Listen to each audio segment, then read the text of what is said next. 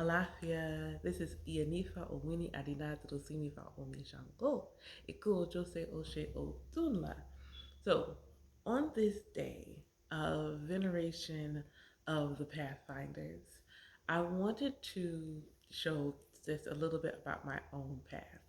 So, most of you know, or maybe most of you don't know, because I have a lot of new followers, that when I first started learning about Orisha, Ifa, the tradition, the religion, the practice, however you want to refer to it, because it is all of the above.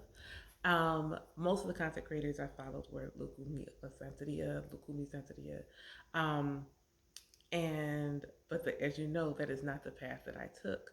But I honor that as being my beginning starting point of just learning.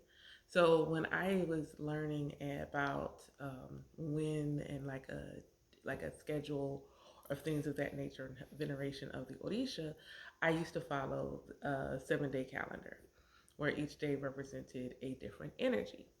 So as I have grown into my practice and learning more and more about the differences in how things are done in Isheshe, and especially now that I actually have some more community in Isheshe and friends in the tradition that I actually do veneration with, I have been following the traditional 4 day calendar for the Isheshe practice. So, things that I have learned. I thought initially it was going to be more challenging to do the 4 days, and for me, it's actually easier. The other thing that I realized is my prayers have always hit, but they hit different doing the 4 day calendar. Why is that?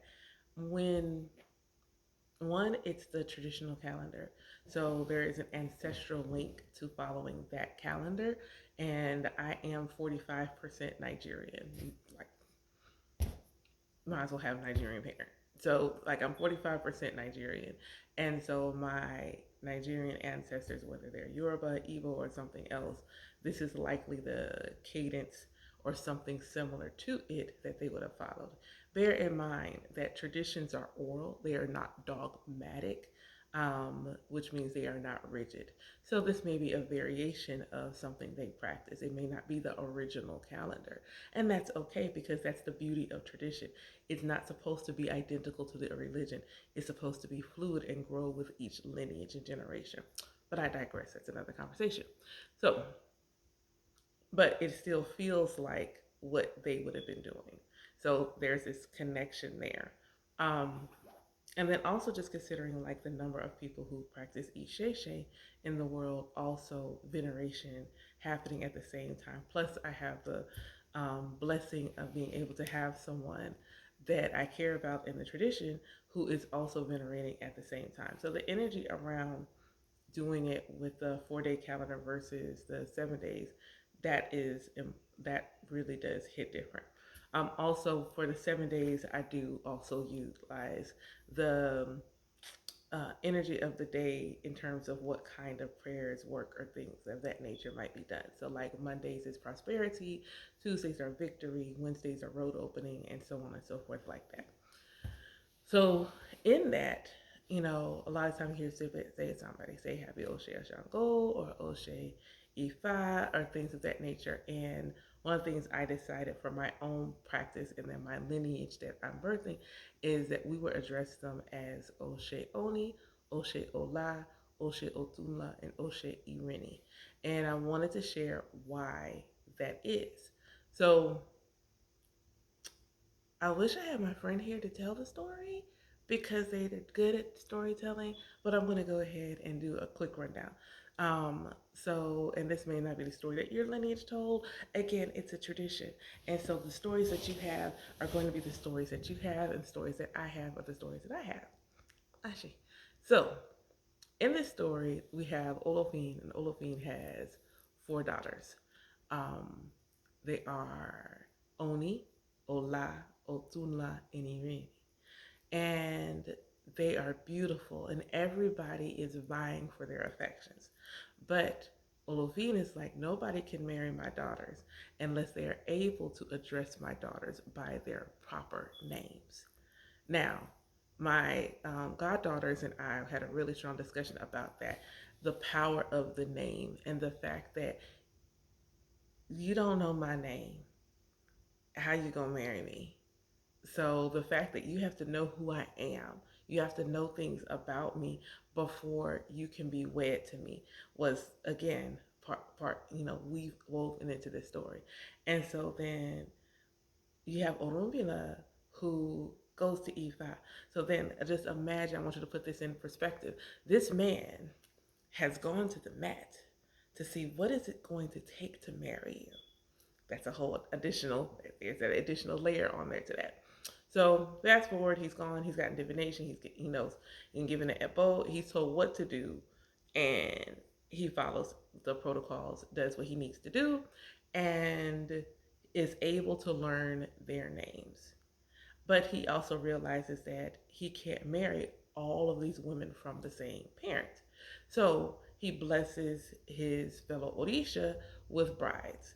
So for Oshe Oni, which Oni is today, she marries Obatala. With Oshe Ola, Orumila marries her. That is tomorrow. Then you have Oshe Otunla, which is the day after tomorrow, marries Ogun. And we have Oshe Ireni, which is the fourth day, who marries Shango. So now you understand the names. For me, it is important. Currently, and I say currently because I'm open to fluid and change, and we have young littleness, our sons in the tradition, in the lineage. But my adults in the lineage are nothing but womb holders. I don't have anything but womb holders, and then their children that are part of this lineage. It is important as the journey we're on and the work that we're doing in the tradition to remember to honor the feminine, because that is one of the pillars of Ifa, specifically Isheshe. One of the 16 pillars is honoring the feminine, honoring women, honoring the divine feminine. And so if I was to not honor the feminine resonance because they were important, these are the daughters of Olofin. Whether the story is told to you as Olofin, Olodumare, either way, these are women who were of prestige, who were of honor, who were so important.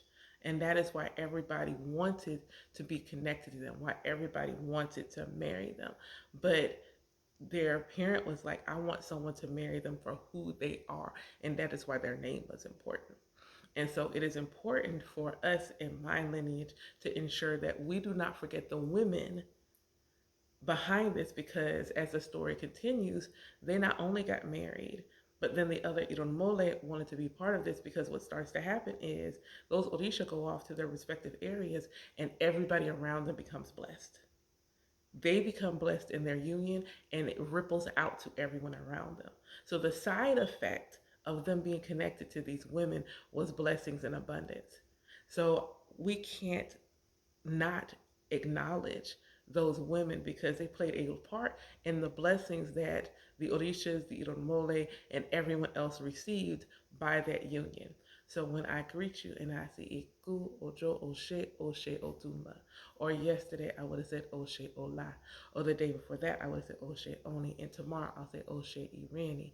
It is to honor the fullness of what that day means and making sure that we keep the feminine sacred. Ashe.